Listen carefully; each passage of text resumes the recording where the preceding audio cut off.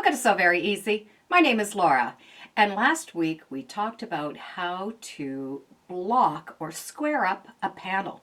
And the panel we used is from Northcott, and it's an advent calendar. So today, let's get that advent calendar made, and we're going to do it with no hand sewing. This panel has already been blocked, it's cooled down, it's ready to go. The panel does start off at about 21 inches, and it's the whole width of the fabric. So the backing and the batting are not going to be this entire length. And by just folding it like this, you'll be able to get an estimation on how much fabric for the backing and the batting you're going to need. For the batting, I'm going to use a fleece. Now, a fleece has a little bit more stability, so it's not as drapey, which is what we want because we want this to hang nice and firm and be strong enough to support all the little candies that we get to put into the pocket. And in this case, I am going to be using a fusible fleece from Fairfield. And it's only fusible on one side. So we can just cut a piece at about 25-inch square. The size is going to be able to be trimmed down later. We just need a little bit of something to hold on as we're working on. Now we're going to be able to fuse our backing right onto the back. With that backing and the batting already fused or stuck on, half of the work is already done. The next we'll be working with the panel. So the panel top is going to fit on the batting. You'll notice the bottom is falling off because it is going to be moved up into pockets. So the most important thing is to get that top on that batting. Use a ruler and make sure your edge is straight and put a couple of pins along the top to hold that down. The next line we want to make sure is straight is the next line in the panel.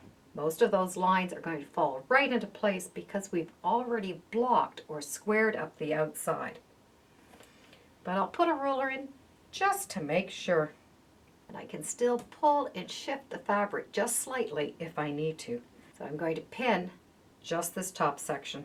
Once I have the top pinned down, I can do the quilting on this top. I'm going to do straight row stitching. I'm going to start off the batting, go onto the batting, all the way following one of the straight lines and come right back off. So I will just continue the straight line and just add some marks on my batting. So I'll have that stitching line follow all the way along the top. I'm also going to do a second one, so it's going to be just below this decorative top. Same thing, I'm going to start on the outside of the batting and stitch right through, coming right off the edge of the batting. But I want these lines to stay straight. And then the last line is this top line. Same thing, starting off, following that line, coming right off. And then while I still have this at the machine, because this panel has a little decorative piece up in the front, I'm going to continue the stitching theme and just stitch following that outside shape. I'm not doing the side ones, I'm just going to do the horizontal ones first. This is a great time to use a walking foot. Once I have my simple rows of stitching done, I'm going to be able to take out the pins and I'm going to work on each row of pockets as I go along. Each of these pockets will need to be divided into 3. We're going to be able to do the whole row at once. A lot of times you're going to find a little mark already on the panel pieces. You're going to be able to just follow those marks or just divide them up into 3. The measurement that we use on this side we need to transfer over to this side. I want to draw a line from corner to corner. The first line will be the stitching line. The second line is going to be a folding line. So stitch on this stitching line, starting from the outside, going all the way through to the other side. Just leave your secondary marks right on the fabric. When I have that stitching line done, I'm going to be able to take that secondary mark and just pull it right up to the top. That stitching line ends up being the bottom of the pocket. So that long piece is 7 inches. I've divided it into 3. The first line I've stitched. This second fold line is going to come up to the top. So there's that second fold line. Just pinch it and you're going to bring that up to the top. And there's your pocket. So we have that stitching line and it comes up to the top. Those lines are going to match up beautifully right along the top. Pin and hold all of these layers together, making sure that my lines are straight. I'm only going to work on the lines that are going to go across. So the next stitching line I'm going to do is on top of this next panel. The first row was above the pockets, so the second row is going to be above the pockets. Put my ruler down, make sure my pockets are all straight, draw my line, and stitch. Once we have the top of that pocket stitched down, we're going to repeat the same that we did for the top pocket. To divide this piece into 3. So I have 2 marks. One is going to be a stitching line, one is going to be a folding line. Stitch the bottom of that pocket down, coming on and off the batting. Once that line's been stitched, I'm going to be able to fold on that second line and bring it right back up to the top and match up those long lines. We now have the second row of pockets pinned and in place. We have 2 more rows to do. They're all going to be the same. We need to divide up this piece into thirds so we have 2 lines. The first line is the stitching line. The second line is the fold line. All stitches are going to come on and off the batting. When I'm finished folding all those pockets, I'm going to do 1 row of stitching along the bottom of that panel piece, coming on and off the fabric. So once all those pockets have been folded, that entire piece now equals 22 inches from edge to edge. And yours might be slightly different depending on how big you did those pockets. I get to stitch my horizontal lines. When I stitch these pockets down, I do start from the bottom and come up, and that way my presser foot is not going to get caught on the pockets. And while you're there, stitch along the sides of the picture panel. To finish this up, we're going to put a border all the way around. And that's why it's nice to have a little bit of extra all the way around.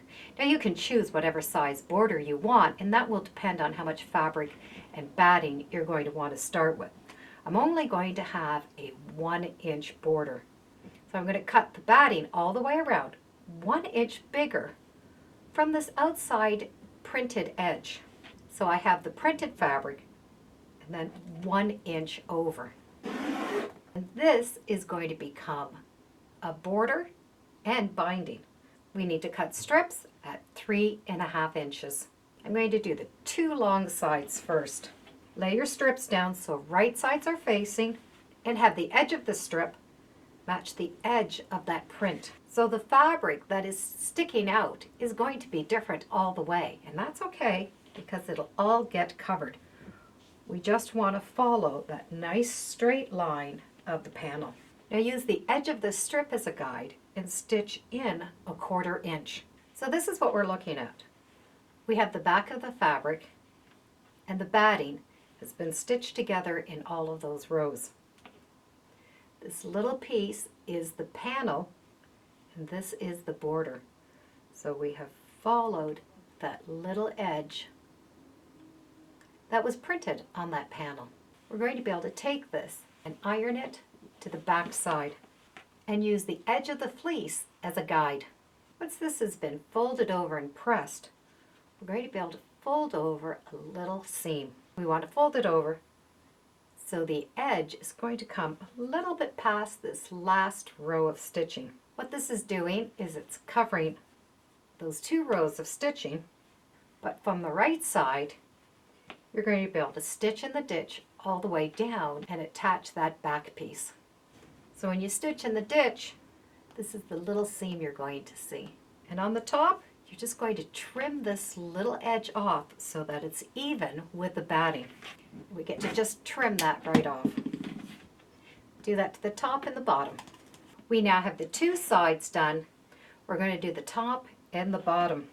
Put that strip down so right sides are touching the panel to leave some hanging over the outside. And pin that strip so it too matches the edge of that print on the panel. With this piece that's hanging over, we're going to take it and wrap it right around the batting, keeping the edges nice and straight. Pin that piece wrapped over, and you need to do this to both sides. We're going to stitch a 1/4 inch following the edge of this fabric, starting right at the end. Go all the way to the other side. As you stitch to the other side, you're going to be able to come right off that edge.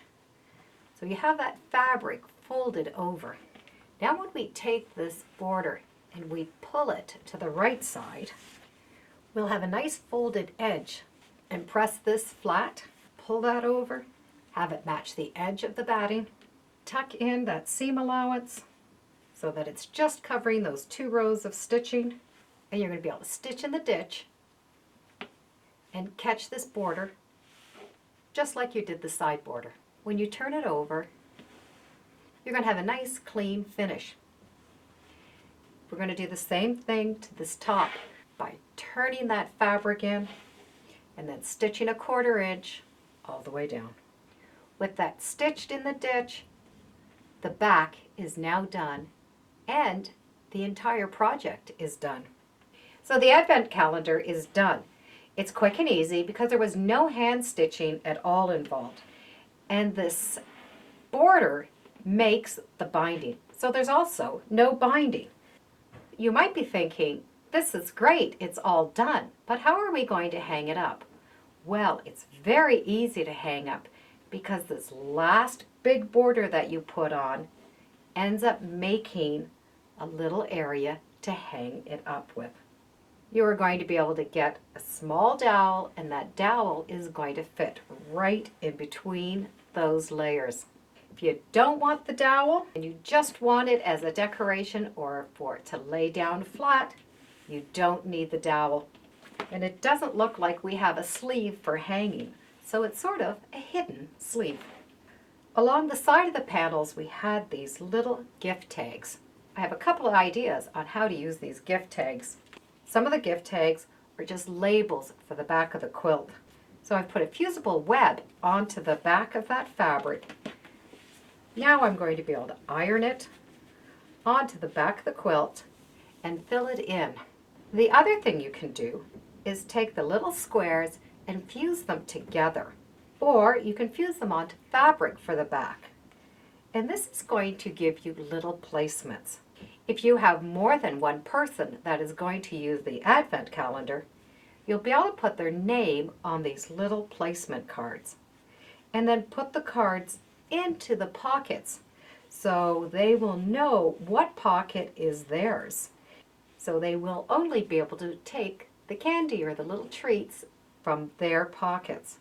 This is a great way to teach that everybody needs to have a turn. So having those panels squared up or blocked up makes projects like this go really quickly. You can do this squaring up with any panel, and then you're going to be able to build onto it right into any size quilt that you're going to want. Having those big borders put on means we also have no hand sewing and no binding. And we have a little hidden pocket to hang it up with. I do hope you give it a try, and as always, thank you for joining me today on Sew Very Easy. Feel free to subscribe and come on back. Let's see what we're sewing next time in the sewing room. Bye for now.